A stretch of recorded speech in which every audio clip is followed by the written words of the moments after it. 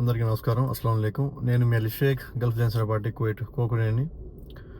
అయితే సోదరులారా, నిన్నటి రోజున మాన్యశ్రీ మాజీ సభాపతి మరియు జనసేన పార్టీ పిఎస్సి చైర్మన్, అలాగే ప్రస్తుత ఆంధ్రప్రదేశ్ రాష్ట్ర పౌర సరఫరాల శాఖ మంత్రి శ్రీ నాదెళ్ల మనోహర్ గారు నిన్నటి రోజున మాట్లాడుతూ జనసేన పార్టీ కోసం కష్టపడిన నాయకులను, జన సైనికులను కలుపుకొని పోవాలి, అలాగే కార్యక్రమాల ఉద్దేశించి ప్రతి నాయకుడు కూడా 10 మంది జన సైనికులను తీసుకువెళ్ళండి అనే మాట చెప్పారన్నమాట.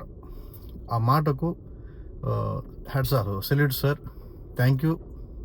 మరొకసారి నాదెళ్ల మనోహర్ గారు ఖచ్చితంగా లోకల్గా పనిచేసే జన సైనికులు కానివ్వండి, వీర మహిళలు కానివ్వండి, జనసేన కార్యకర్తలు, నాయకులు, వాళ్ళకి అభిష్టం మేరకు అది మీ వరకు చేరిందని భావిస్తున్నాను. మీరు మాట్లాడిన మాటలు చూస్తుంటే ఖచ్చితంగా మీరు ఏ విధంగా అయితే చెప్పారో అలా లోకల్గా ఉన్నటువంటి నాయకులు కూడా పాటిస్తారని ఆశిస్తున్నాను సార్.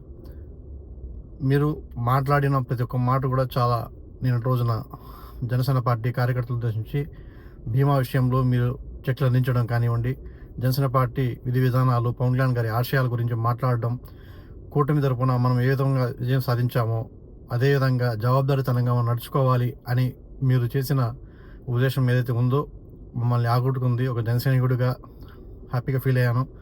అలాగే ఆయన చెప్పినట్లుగా ప్రతి ఒక్కరూ లోకల్గా ఉండే నాయకులు మీ గ్రూప్ రాజకీయాలను పక్కన పెట్టేసి, మీరు చెప్తున్నా, గ్రూప్ రాజకీయాలను పక్కన పెట్టేసి పార్టీ కోసం కష్టపడ్డ జన సైనికులను, క్షేత్రస్థాయి నాయకులను గుర్తించండి.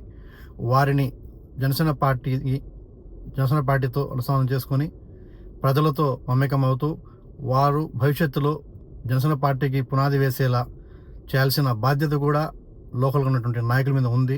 కాబట్టి దయచేసి ఒకసారి ఆలోచించండి. తప్పకుండా మన ఆశయం బలమైంది కాబట్టి మనమంతా కలిసి పనిచేయాలి. అలాగే కూటమి ప్రభుత్వం ఏర్పాటు చేయడంలో మనం ఎన్నికల సమయంలో ఇచ్చిన హామీలను అమలు పరచడానికి మనవంతు సైతం సిద్ధమవుతూ, మనవంతు కార్యాచరణ చేపడుతూ ప్రజలకు జనసేన పార్టీని దగ్గర చేయాలని చెప్పి మరీ కోరుకుంటాను, మిమ్మల్ని వేడుకుంటున్నాను సార్. ఖచ్చితంగా లోకల్గా ఉండే నాయకులు ఈ విషయాన్ని గుర్తించండి. ఇకనైనా ఎక్కడైతే అపోహలు లేదా కొన్ని కలహాలు ఉన్నాయో అవన్నీ పక్కన పెట్టేసి పార్టీ కోసం కష్టపడి పనిచేద్దాం. అలాగే కష్టపడి పనిచేయడానికి మీ వంతు సహకారాన్ని అందిస్తారని చెప్పేసి చెప్తున్నాను. అస్సలాము అలైకుం. జై హింద్, జై జనసేన.